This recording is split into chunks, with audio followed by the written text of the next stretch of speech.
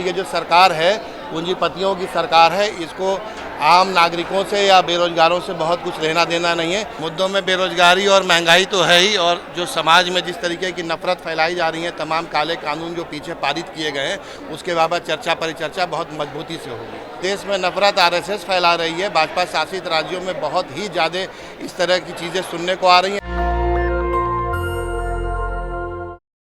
कुछ राजनीतिक दलों के नेता और समाज सेवी भी उसके लिए संघर्ष कर रहे हैं। न्याय दिलाने के लिए पूरा प्रयास किया जा रहा है। उत्तर प्रदेश में अब तो सपा जो है मजबूती से खड़ी है, क्या वजह है? बावजूद इसके ये एट्रोसिटीज को रोक पाने में आप लोग असमर्थ हैं, या क्या वजह हो सकती है? अभी उत्तर प्रदेश में भाजपा की सरकार है, और जहां तक समाजवादी पार्टी का सवाल है कि बहुमत और प्रचंड जीत के साथ वो आई है, तो निश्चित रूप से इसके ऊपर नीतियां बन रही हैं, और प्रत्येक विधानसभा में राष्ट्रीय अध्यक्ष जी के नेतृत्व में इस तरह की नीतियां बनाई जा रही हैं, जिससे कि सभी समाज के लोगों को, और ख़ास करके पीडीए के लोगों को, जो हक वंचित लोग हैं, उनके लिए नई आशा की किरण बन सके। बनारस के अंदर जो है प्रधानमंत्री जी पे जूता फेंका जाता है, उनकी गाड़ी पे आपने देखा होगा, सुना भी वायरल एक वीडियो हो रहा है। कोई भी नेशनल मीडिया उस बात को नहीं उठा रहा है, उस पर क्या कहना है? मीडिया किनके द्वारा संचालित की जा रही है, यह बार बार आप ही लोगों की तरफ से गोदी मीडिया आ रही है। तो जब गोदी मीडिया की अगर बात हो रही है, तो फिर वो मीडिया क्यों दिखलाएगी? अगर यही काम दूसरे राज्यों अन्य राज्यों में हो जाता है जहाँ पे एनडीए की सरकार है, तो अब तक तो वहाँ के लोग खालिस्तानी क्या तमाम तरह के नारे दिए जाते हैं। निश्चित रूप से एक विचारधारा के लोग इस तरीके की देश में शांति फैलाने की कोशिश कर रहे हैं।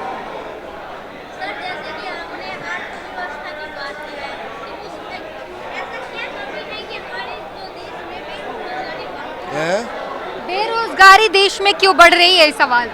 सही नीतियों का नहीं कारण होना ही मुख्य नीति है, और ये जो सरकार है पूंजीपतियों की सरकार है, इसको आम नागरिकों से या बेरोजगारों से बहुत कुछ लेना देना नहीं है। शिक्षा की पद्धति ऐसे बनाई जा रही है जिससे ज़्यादा से ज़्यादा नवयुवक हमारे बेरोजगार होते जा रहे हैं। सोमवार से सत्र शुरू होने जा रहे हैं लोकसभा के, ऐसे में जो है तमाम जो सपा के सांसद जो अब बड़ी संख्या में आए हैं सदन में, उनका क्या पहला ऐसा मुद्दा होगा? सत्र में जाते ही शुरुआती दौर में ही कौन से ऐसे तमाम मुद्दे होंगे जिस पर बात की जाएगी? मुद्दों में बेरोजगारी और महंगाई तो है ही, और जो समाज में जिस तरीके की नफरत फैलाई जा रही है, तमाम काले कानून जो पीछे पारित किए गए हैं, उसके बाबत चर्चा परिचर्चा बहुत मजबूती से होगी। जी, सभी को पता है कि देश में नफरत आरएसएस फैला रही है। भाजपा शासित राज्यों में बहुत ही ज़्यादा इस तरह की चीज़ें सुनने को आ रही हैं, देखने को आ रही हैं, और आम आदमी इसको भली भांति समझ रहा है, और इसी की वजह से 2024 में परिणाम जो आए हैं। औरंगजेब नाम से हत्या हो जाती है सर देश में, कैसे देख रहे हैं? समाज जो हमारा है, एक तरफ हम लोग चांद के ऊपर जाने की बात करते हैं, और दूसरी तरफ नफरतवादी लोग इस मुल्क में जहर फैलाने का काम कर रहे हैं। भारत के लोकतंत्र में 2024 में बहुत हद तक आम नागरिकों ने प्रयास किया है इनको हटाने की, इसीलिए इनकी संख्या बल कम आई है, और आने वाले समय में कुछ हो सकता है कि बेहतर रिजल्ट्स आएँ। सर, प्रधानमंत्री जी सदन गए थे लोकसभा, जहां पर संविधान को उन्होंने चूम लिया, शीश नवाया है, मतलब संविधान के रक्षक हुए ना।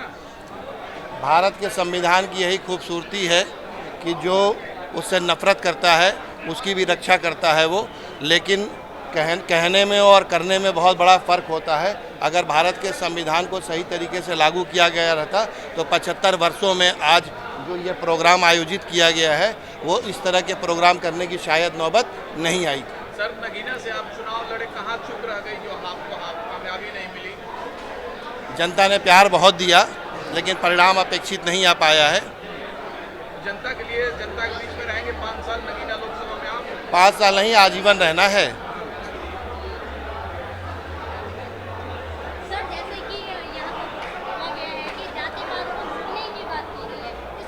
इसके बाबत बाबा साहब बहुत पहले कह चुके हैं, मान्यवर कांशीराम कह चुके हैं। पूरी बहुजन लिटरेचर जाति के नाश की बात करती है, और 75 सालों भारत के संविधान को लागू हुए हो चुका है।